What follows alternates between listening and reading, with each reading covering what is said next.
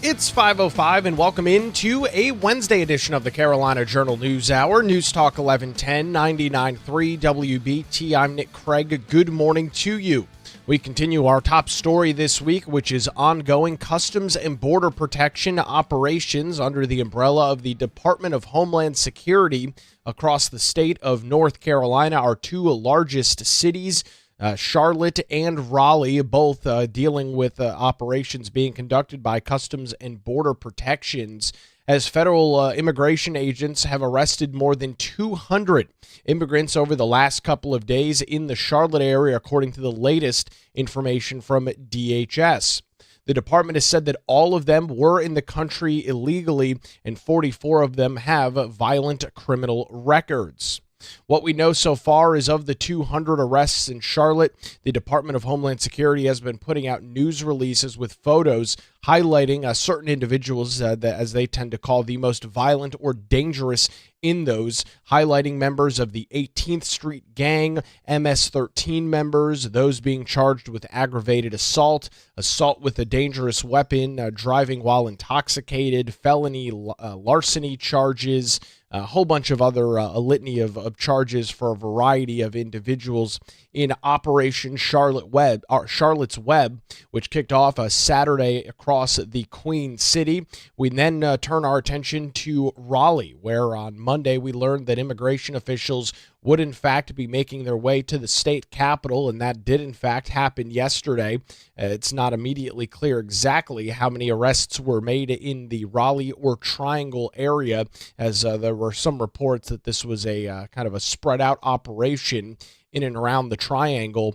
However, we do know that those officials, it's not clear whether it was crews immediately from the Charlotte area that made their way there, or if it was additional Customs and Border Protection forces wrapping up operations in Chicago over the last couple of weeks that made their way to Raleigh, as we continue to watch the impact on North Carolina. There's been an interesting trend growing with these Customs and Border Protection operations, and that is mass call-outs at school districts both in Charlotte and in Wake County.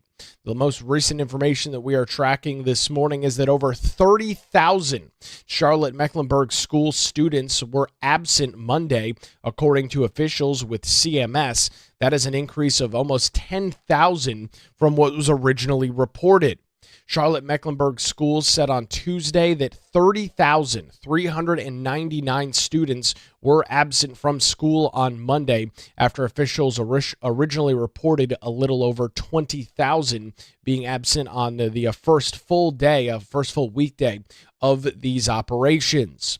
According to the district, the numbers of absences was updated overnight Monday into Tuesday, and that number is now well over 30,000.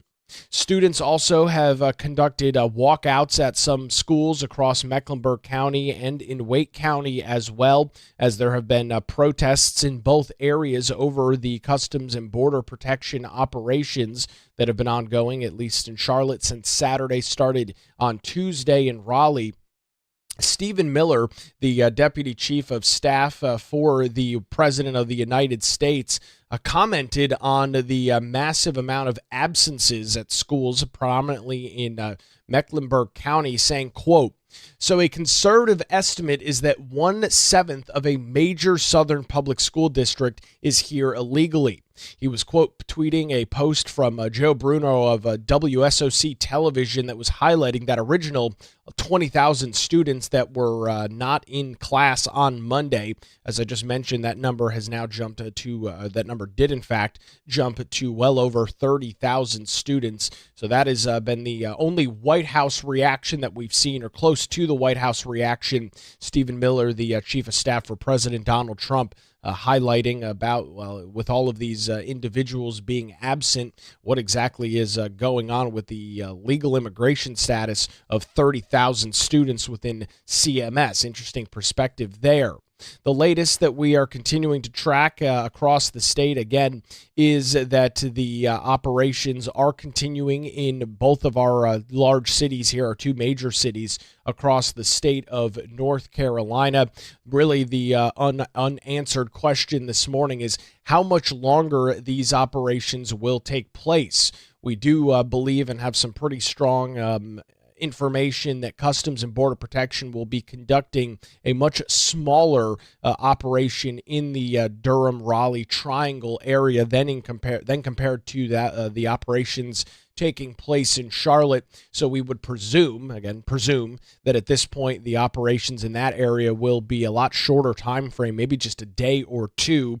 And from early on reports last week when we first learned about Customs and Border Protection making their way to the streets of Mecklenburg County, the city of Charlotte, that it would not be a long-term operation like we've seen in places like Chicago or Los Angeles. The question, of course, is how exactly long is short in that definition. So we are, of course, keeping an eye on that. The commander of these operations, Commander Gregory Bovino, highlighted some of the rhetoric from Democrat officials, specifically calling out Democrat Governor Josh Stein on social media yesterday, as individuals have been posting videos to TikTok and Instagram, other social media platforms, threatening the lives of Custom and Border Protection agents or other federal immigration agents. The commander of these operations said, quote, "Governor Stein, you caused this. Let me say this again, Governor. When you spout lies about lawful law enforcement operations, you speak something into weaker-minded people like this who may act up upon your direction. You need to check yourself." I can't play the video for you. Unfortunately, it is laden with profanity as a woman driving her car says that she wishes that she could be pulled over. She hopes that she gets pulled over by ICE or Customs and Border Protection, and says that she'd love to stick a screwdriver in the neck of anybody that pulled her over. That is the video in which the commander of these operations commented, lambasting Democrat officials like Governor Stein, former Governor Roy Cooper, and others that have claimed that these operations are being in some cases illegally done across the state of North Carolina, ratcheting up the political pressure as Customs and Border Protection or ICE, Immigration and Customs Enforcement, does their work and enforces federal immigration law. So this morning, again, more than 200 arrests in Charlotte. It is not immediately clear. We'll likely learn in the next couple of hours what Tuesday looked like in Raleigh as those small-scale operations took place, and everybody continues to wonder this morning exactly how much longer this will continue to take place, with mass call-outs at Charlotte Mecklenburg schools and protests taking place across the state of North Carolina. We will continue our coverage this morning over at CarolinaJournal.com. We'll keep an eye on exactly the latest numbers, the latest figures that we get from DHS and Customs and Border Protection, and we'll bring the latest to you right there. It's now 5:13 on the Carolina Journal News Hour, News Talk 1110, 99.3 WBT. We'll head on over to the traffic center on your Wednesday morning commute, get a look at the roadways with Boomer Von Cannon. Hey, thanks a lot, Nick. Good.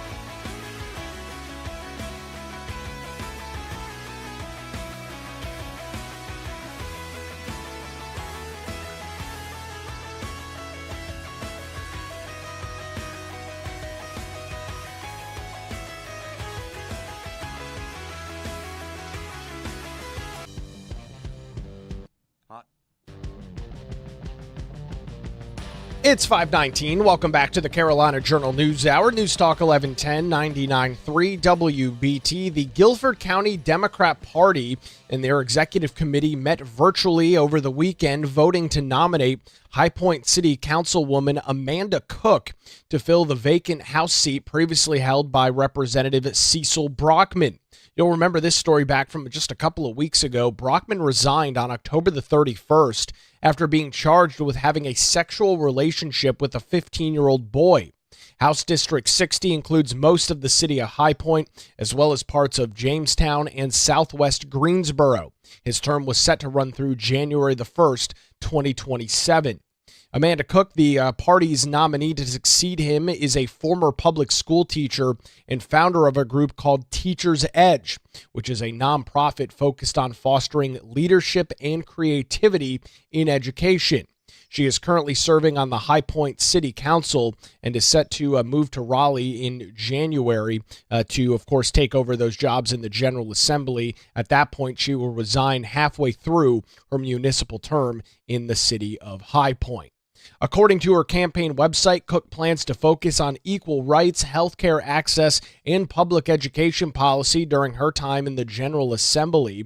Cook said in her remarks during a candidate forum preceding the vote, quote, "We have to strengthen year-round economic development here in High Point in order to build the infrastructure for our families. So my first priority is to make sure that we do not have a city full of Title I schools."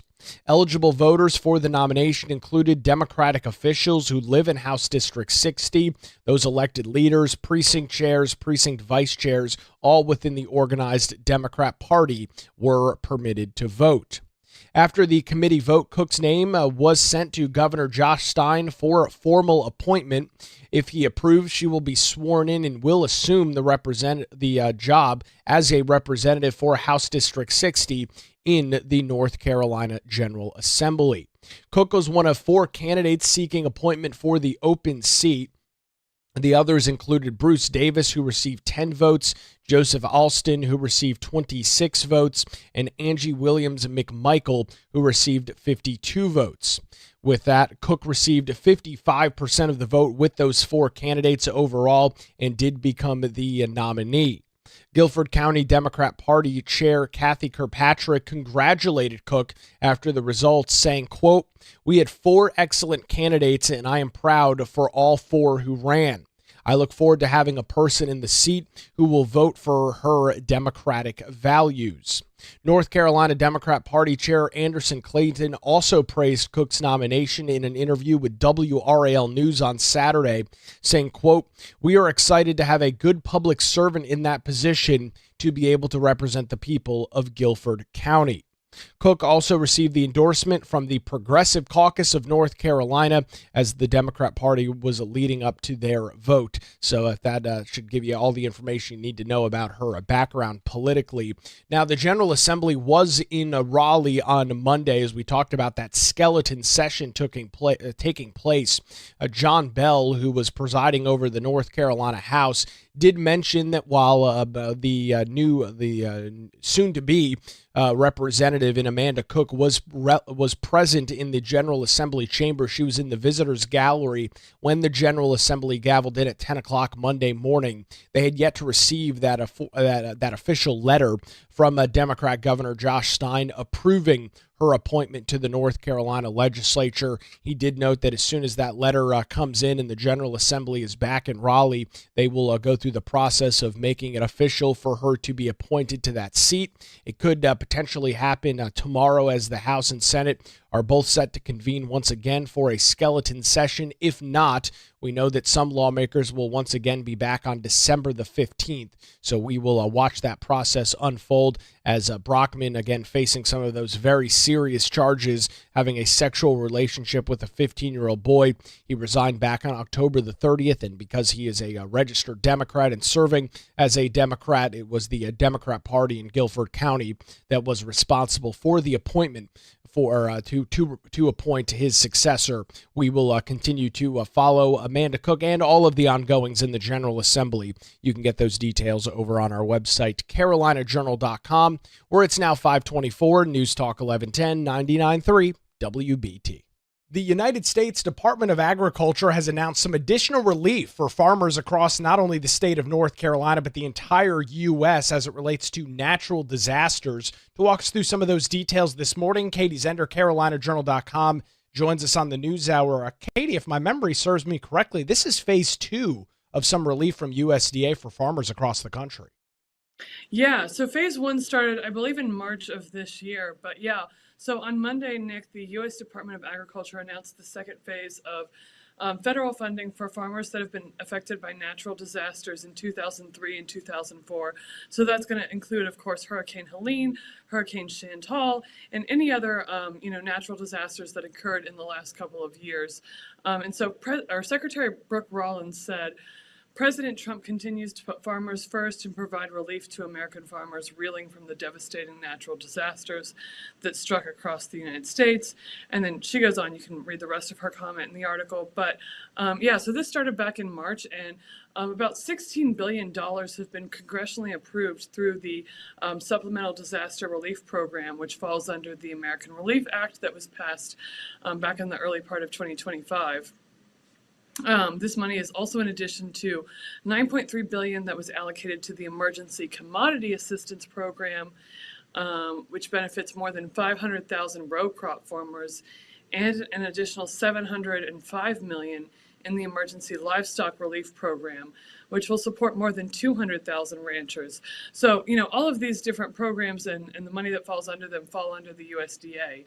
But phase 2 is supposed to cover eligible crop, tree, bush, and vine losses that were not covered under phase 1 provisions.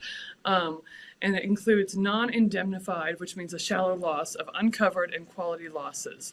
So farmers and ranchers have up until April 30th of 2026 to apply for both phase 1 and phase 2 assistance. So they still can apply for phase 1 assistance if they haven't yet.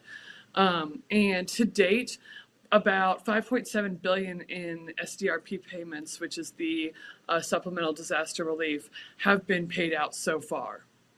And Katie, this of course affects the entire United States of America, but we're obviously looking at this in the relevance and impact here in North Carolina, because contrary to all of the news we hear about businesses starting up, businesses moving, agriculture still remains the number one sector in North Carolina. It is a major, major part of our state's economy.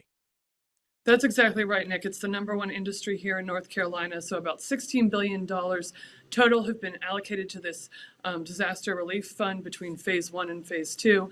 And then in addition to that, there's the milk loss program, which is essentially the same thing. It's for dairy ranchers, and it's been allocated up to $1.65 million in payments to eligible dairy operations for milk that was either dumped or removed from the commercial market without being compensated. And again, that's because of a natural disaster in 2023 and or 2024. So if any dairy ranchers were not paid for milk that was dumped or removed from the market due to a natural disaster, they can apply for the milk loss program and be compensated for that. And Katie, I would imagine that this is incredibly relevant, especially for these smaller family farms or even maybe medium to small size farms that are maybe even a little bit more corporate across the state of North Carolina and the U.S. As you've walked us through with the variety of agricultural stories in the past, these are very low margin industries. There's a lot of planning that goes into this. They've been hit and hammered really hard with tariffs and some of these trade deals across the country. I would imagine some of these farmers are just barely hanging on right now. This has got to be some much needed relief for them. That's exactly right, Nick. Agriculture and farming is a tough industry under, quote unquote, normal circumstances, but they're kind of being hit from all sides here the last couple of years between, tariffs and the different natural disasters that we've had. So, and in North Carolina especially, a lot of these farms aren't big producers. They're small to mid-sized farms, and so they're really going to benefit from these relief programs. And Katie, let's talk about some of the federal emphasis that is being put on the state of North Carolina from the USDA. You walked us through a story a couple of months ago that USDA was beginning the process of shifting a lot of their employees out of Washington, D.C., getting them out of the district and into places across the United States. There is going to be some expansion of a USDA hub in our state's capital. That's exactly right, Nick. So the U.S. Department of Agriculture is relocating the majority of their employees out of the D.C. metro area to 5 USD hubs across the nation. That was announced earlier this year. And so Raleigh is going to be the future home of one of those 5 hubs. As I mentioned earlier, Nick, agriculture is the #1 industry here in North Carolina. And so it's super important to have, federal officials that really can connect with state officials, people that work with farmers on an everyday basis, like NC Farm Bureau and different organizations like that. And so those federal officials are going to be relocating here probably over the next couple of years. But one of the reasons that, Raleigh was picked as a location for one of these hubs is not just because it's the capital. That's obviously an important reason, but it's also affordability. A lot of DC, there's a few USDA members that work here already, and so they actually relocated here because of affordability and because of the commute time. And so when we compare Raleigh to Washington, D.C., the cost of living and the commute time is almost half of what it is in DC, especially for those people that want to have, they want to have a yard, they want to have a house, they want to have kids, they want to have, the American dream, if you will. For those people that want that, the cost of it and the, commute, if they're living in DC, they're going to have an hour commute, probably minimum every single day if they want the house and the yard and all those things. In Raleigh, it's probably going to be 20 to 30 minutes. And then, according to Forbes' cost of living calculator, the cost of living in Raleigh is about 45% lower than it is in DC. So that's almost half. So there's a lot of different reasons for relocating USDA officials and employees here, but that is one of the big motivators for people. We'll, of course, keep an eye on that USDA transition to those 5 hubs across the United States, one of those being here in Raleigh, and some of the additional relief for farmers across the United States as well. Katie, where can folks go and read some more details this morning? Right. They can read all the articles with the quotes and the numbers and everything at carolinajournal.com. Katie Zender joins us this morning on the Carolina Journal News Hour, where it's now 5:31, News Talk 1110, 99.3 WBT. We'll get a look at the roadways on your Wednesday morning commute with Boomer Von Cannon. Hey, thank you, Nick. And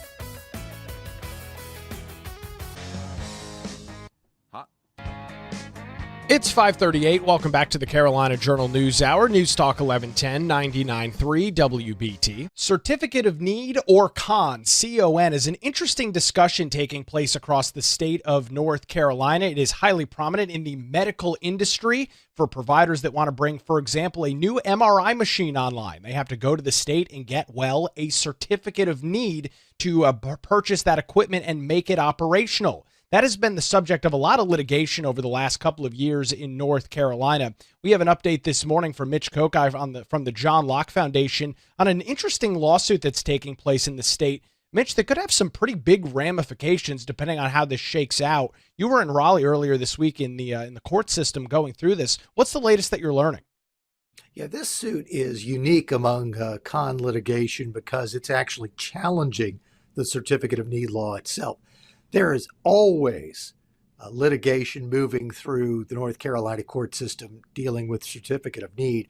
And usually the cases are one provider suing another over a Certificate of Need, because the only way you get to open a hospital, add hospital beds, add any other kind of major medical facility, or even large pieces of medical equipment, is to get this certificate, basically a permission slip from the government.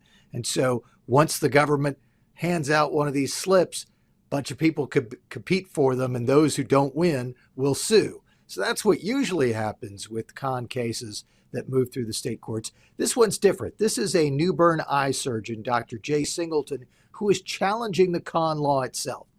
He owns what's called the Singleton Vision Center in New Bern. He has a room within that center that he says is fully equipped, fully licensed to be able to perform all of the surgeries that an ophthalmologist can perform. But he can't do it, he says, because the state requires him to have a Certificate of Need to have an operating room.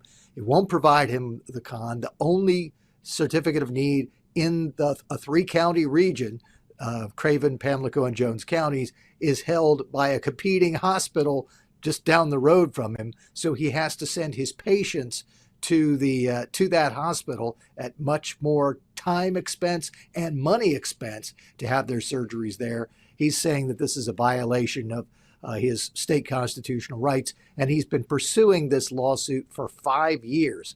Now, last October, meaning October of 2024, the state Supreme Court ruled that this case could go forward and basically said that there was a sufficient claim here that there might be constitutional rights violated. And the state Supreme Court ordered this case sent back to a trial court.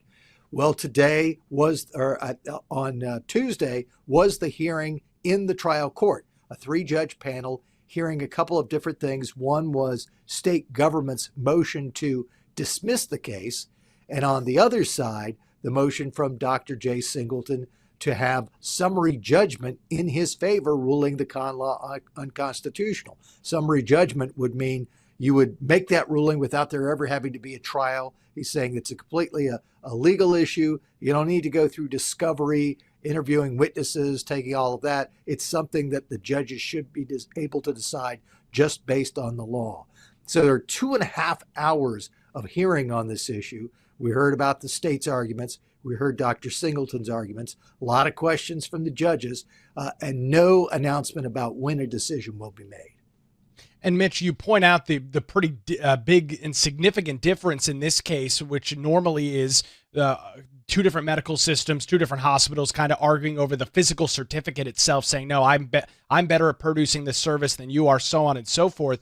It sounds like what you're describing here could potentially draw a complete end to Certificate of Need, depending on how the state's highest court comes down. Yeah, that's true. And it eventually would probably get back to the state's highest court. Right now, it's in front of a 3-judge trial court panel.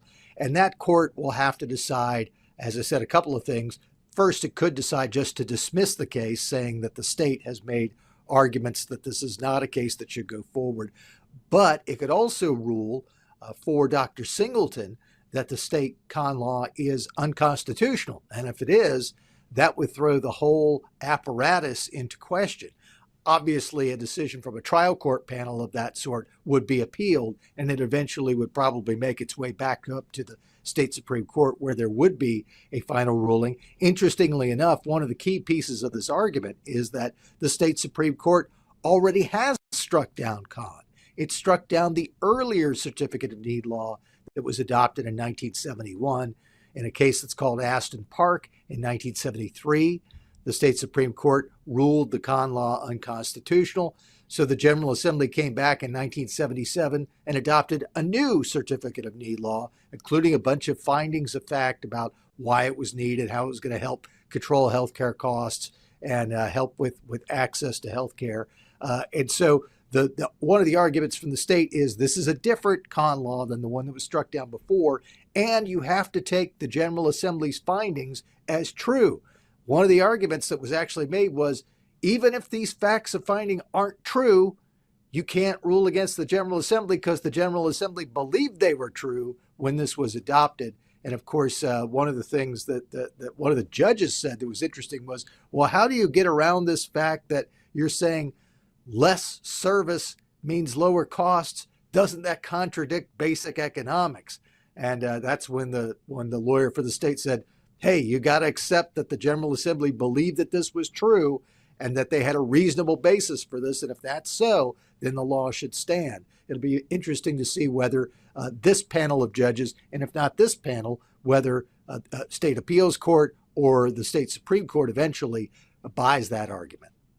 Mitch, we're talking obviously about the legal side of it this morning, but let's take a step back on that for just a couple of minutes. North Carolina, unfortunately, has found itself over the last couple of years on many surveys, either at the top or very close to the top of the most expensive medical care anywhere across the United States. Our neighbors in South Carolina repealed certificate of need back a couple of years ago. Their prices have plummeted as a result, as you bring up some of the discussion in court over simple, basic supply and demand economics. This is not just for some random eye doctor in New Bern that the vast majority of North Carolina is not going to be going to for issues they might be having with their eyes. I mean, we're talking about some monumental potential changes throughout the Tar Heel state. That's right. It would affect eye surgeons, but it would also affect anyone who has some sort of operating room or procedure room that they would like to open to be outside of a hospital setting to perform these services. It would affect anyone who wants to buy an MRI machine so that there would be more availability of MRI services outside of just the traditional hospital operators. It would probably lead to more smaller medical facilities being opened up across the state of North Carolina, and probably at more availability and less cost for the consumers. So there could be a major impact. It just depends on how the court hearing comes out. When Dr. Singleton originally sued, he called it as an as-applied constitutional challenge. He basically said the law was unconstitutional as it applied to him. When the case got to the state Supreme Court, they said, well, this is not really just an as-applied challenge, because if you gave him the relief that he wants, it could actually throw out some, if not all, of the Kahn law, which makes it a facial constitutional challenge. That's why it was before a 3-judge panel. And if it does end up being a successful facial constitutional challenge, that could throw out the whole Kahn law. And if it does, that would throw out an entire regulatory regime that's set up with the State Department of Health and Human Services. This Kahn law is tied to an oversight group based in Raleigh that oversees something called the State Medical Facilities Plan, where the state says you can have this many hospital beds here, you can have this many ambulatory surgery centers here, you can have this many MRI machines here, and if the state plan doesn't call for it, you can't buy it, you can't set it up, even if you're taking it as your own expense and just letting the market decide. You can't do that. It's dictated by state government from one plan that's updated once a year.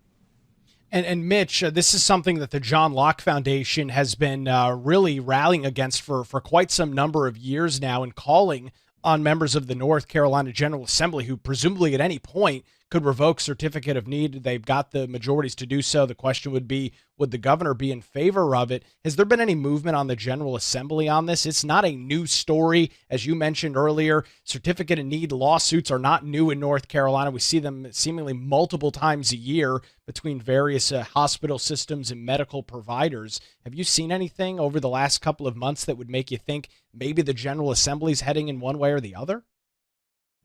Nothing over the last couple of months. Now, we have seen within this past year some significant movement on this because the state Senate included complete repeal of con within its budget plan. That's something that the state House did not include in its budget plan. And for all reports, the state House isn't interested in getting rid of this. But this is something that's been a priority on the state Senate side for a while, getting rid of certificate of need completely. And that actually, regardless of this court case with Dr. J. Singleton, would be the easiest, simplest, and best way to get rid of certificate of need is for the General Assembly to decide it's a bad idea, let's get rid of it, and then all of the litigation would go away because it would be the choice of the representatives of the people to do this rather than a court decision. And of course, that was one of the state's arguments in court is this is a decision for the General Assembly. The court shouldn't step in and make this policy choice for the General Assembly. It's something for them to do. But back to the substance of your question, over the past couple of months, haven't seen any action that would suggest there's going to be any resolution on this. The state Senate wants to get rid of certificate of need. The state House hasn't shown any interest in getting rid of it. So if there's going to be something that kills con, at least for now, it looks like it would have to come through the courts. And of course, we've continued to track those back and forth budget negotiations between Republicans in the North Carolina House and Senate. Things have been stalled out now for quite some time. We'll keep an eye on those details. Mitch, thanks for sitting through court Tuesday morning and providing the update and information for us this morning. You can read some additional coverage by visiting our website, carolinajournal.com. Mitch Kokai from the John Locke Foundation joins us on the Carolina Journal News Hour. Where it's now 5:50, News Talk 1110, 99.3 WBT. We will get another look at traffic on your Wednesday morning commute with Boomer Von Cannon. Thank you, Nick. Good morning.